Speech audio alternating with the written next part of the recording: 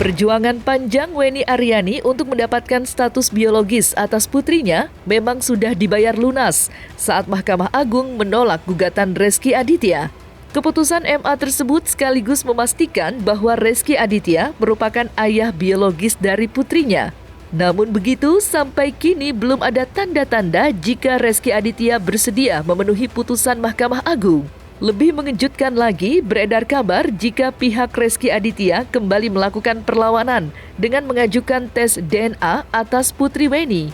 Lantas, seperti apa tanggapan Weni Aryani mengenai hal tersebut?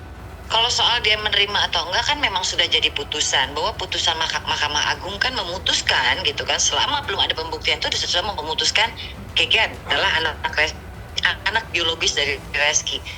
Ya jadi memang sudah semestinya, harusnya sih dari dulu, cuman nggak apa-apa lah, pasangan ini bisa memberikan statement seperti itu buat saya sudah satu kemajuan, artinya ada tindakan atau respon yang baik. Enggak sih, cepat-cepat aja Rom, ayo kita selesaikan masalah ini. Kalaupun nanti ada laporan buka SP3-nya di Polres, ya silakan dijalani gitu kan.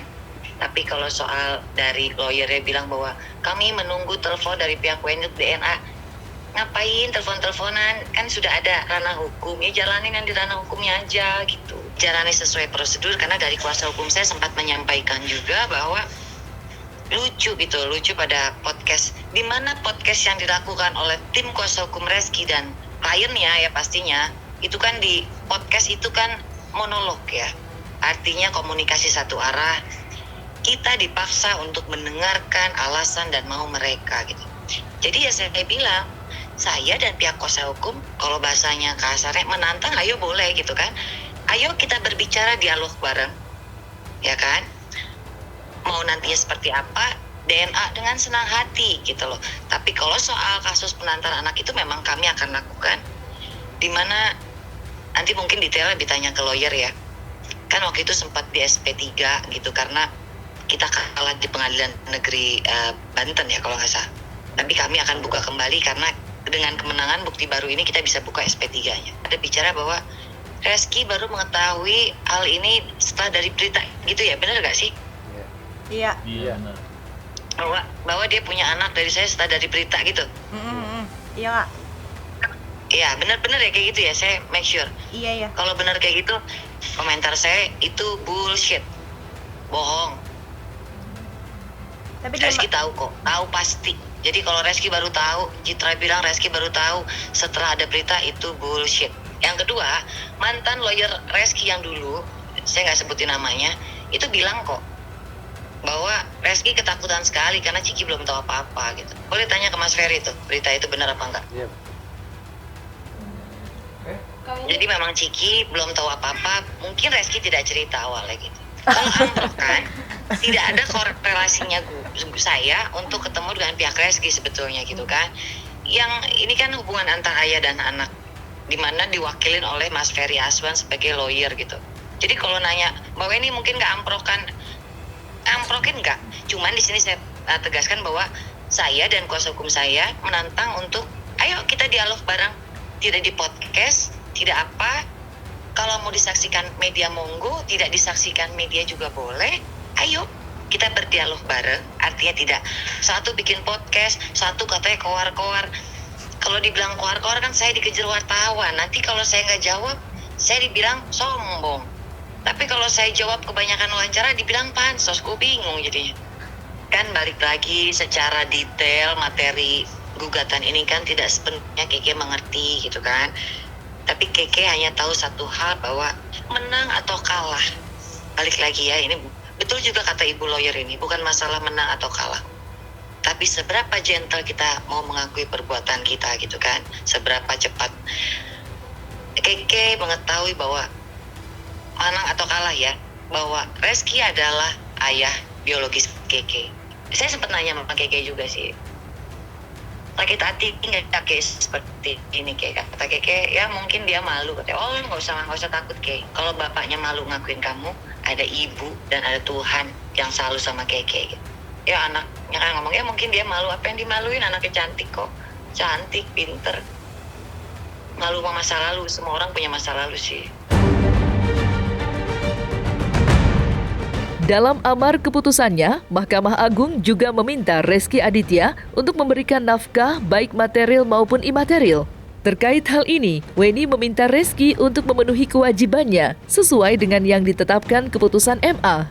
Kalau masalah nafkah yang nanti keke dari bapak biologi saya itu nanti saya serahkan kepada pihak lawyer lah. Balik lagi, kalau secara hukumnya kan memang harus ya, maksudnya dia ketemu juga selain dari nafkah material dan imaterial itu kan sebagai ayah dia wajib mendidik, mengurus, memberikan kasih sayang gitu kan, itu wajib. Tapi kepotong tahun yang sudah lewat ini kan kita juga harus tahu kondisi. Keke kan harus mengenal lagi orang baru. Ditambah lagi penolakan Rezky, tidak mengakui Rezky itu. Saya sempat nanya sama Keke juga sih. Sakit hati nggak Keke seperti ini Keke? Kata Keke, ya mungkin dia malu. Kata, oh nggak usah takut Keke. Kalau bapaknya malu ngakuin kamu, ada ibu dan ada Tuhan yang selalu sama Keke. Ya anaknya kan ngomong, ya mungkin dia malu, apa yang dimaluin, anaknya cantik kok, cantik, pinter. Malu sama masa lalu, semua orang punya masa lalu sih. Pertama kali beredarnya kabar jika Rezky Aditya mempunyai anak di luar nikah tidak hanya mengejutkan publik, tetapi juga dari keluarga Rezky Aditya sendiri dan tidak terkecuali juga sang istri Citra Kirana. Setelah melalui proses yang panjang, Mahkamah Agung memutuskan jika Rezky Aditya adalah ayah biologis dari Keke.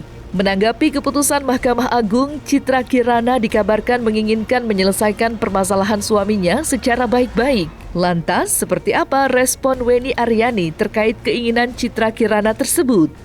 Ya, alhamdulillah kalau Allah sudah membukakan pintu hatinya pasangannya Rezky gitu ya, sudah legowo, sudah bisa menerima. Alhamdulillah, itu dari saya tanggapannya seperti itu. Kalau untuk pintu rumah terbuka segala macam ya, kita kan harus menjalani proses dulu gitu kan. Putusan dari Mahkamah Agung kan harus dijalani dulu, baiknya bagaimana gitu. Bagus, karena dari awal itu kan tuntutan saya tidak mau merusak rumah tangga. Saya sendiri juga punya rumah tangga ya. Kalau dia mau mempertahankan rumah tangganya supaya baik-baik saja, itu adalah tindakan yang baik gitu loh.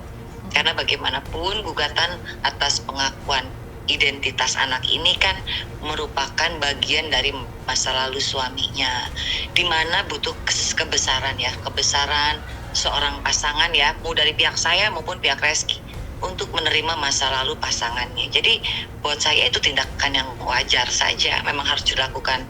Tindakan yang baik dilakukan pasangan terhadap masa lalu pasangannya. Kalau keluarga besarnya Ciki mendukung, itu suatu tindakan yang luar biasa menurut aku dan memang harus dilakukan. Nah, karena kepentingan di sini kan satu, bagian dari masa lalu, bukan kejadian pada saat masa sekarang. Itu perlu diingat ya. Yang kedua, tidak ada hak saya untuk menuntut rumah tangga mereka hancur. Tidak. Saya hanya butuh pengakuan. Dan ini kan kepentingan seorang anak kecil. Kita sudah menunggu, memberikan waktu selama 2 tahun.